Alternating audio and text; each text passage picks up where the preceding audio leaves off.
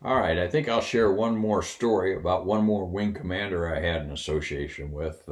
This guy's name was J.P. Ralston, John Ralston, and he was the wing commander at Randolph when I went through PIT. So I was a student at that time, a trainee, if you will. So I really didn't work for him. I was just there temporary duty, TDY. At any rate, JP was a legend in his own mind. Uh, he uh, he was a piece of work. Let's put it that way. This one afternoon, these two captains came in from some base or another and checked in the BOQ. They came in to go down to the Auger Inn for Friday night festivities. Any rate, they get all checked in the bachelor officer quarters, the BOQ or the Q, and they start walking over to the officers club, and it starts raining cats and dogs. It's just raining like you can't believe. It's just pouring the rain. And up pulls JP in his staff car. And these guys think, hey, great. So JP pulls up, unrolls the window, and says, you guys need a ride? And they say, yeah. So he said, okay, hop in. So they hop in the back seat of his car, and instead of taking them over to the officers club, he takes them over to the parachute shop. Well, when they get to the parachute shop, JP says, all right, he says, give me your jackets. And the guy says, the two captains says, sir, give me your damn jackets. So they give them their flight jackets. Who's going to argue with the wing commander?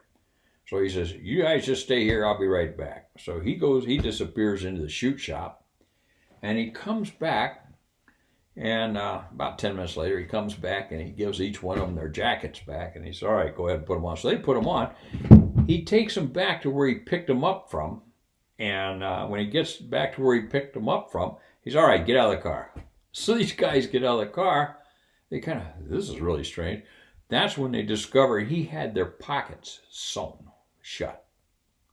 Because when he had picked them up, he had noticed that they were walking along with their hands in their pockets because it was pouring the rain, and they were kind of hunkered down.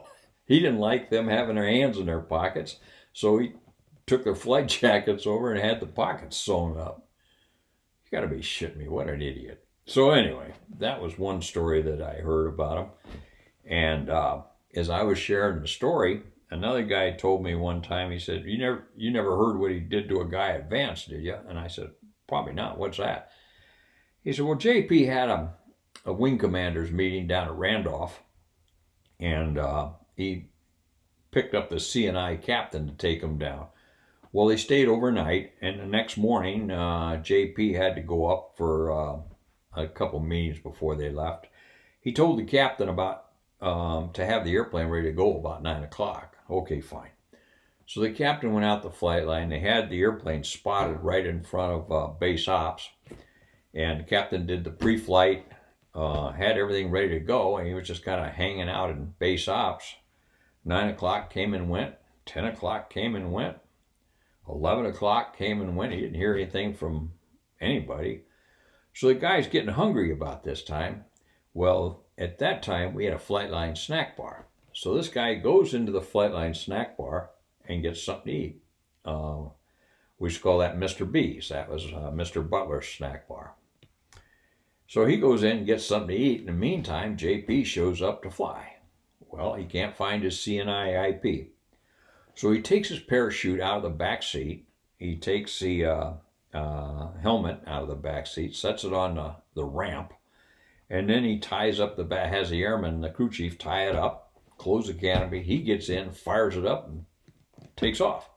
Meanwhile, his CNI IP comes back from breakfast, walks out, the airplane's gone, but his chute and his helmet are sitting on the ramp there. And what the hell? So he goes walking over and walking back into base ops. He says, somebody just took the airplane. He says, yeah. He says, Colonel Ralston just showed up, and so he was a little bit annoyed you weren't around, so he just took off. And this guy goes, you gotta be kidding. So he calls back to Vance, and he says to the SOF, the supervisor of flying, he says, hey, listen, he said, Colonel Ralston's on his way back without me.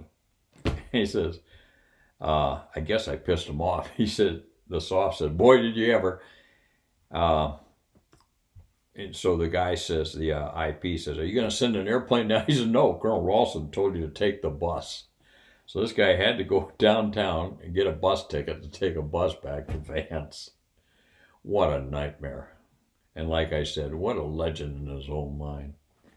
I worked for him briefly, though, very briefly, when he was on the ATC Inspector General years later. But thank God I came in, I think he was cycling out and on his way to Wright-Patterson or something like that. So I had very little interface with him. And knowing what I had known, I'm glad I did. I don't think I would have cared to have worked for him. Anyway, that's JP. Talk to you later.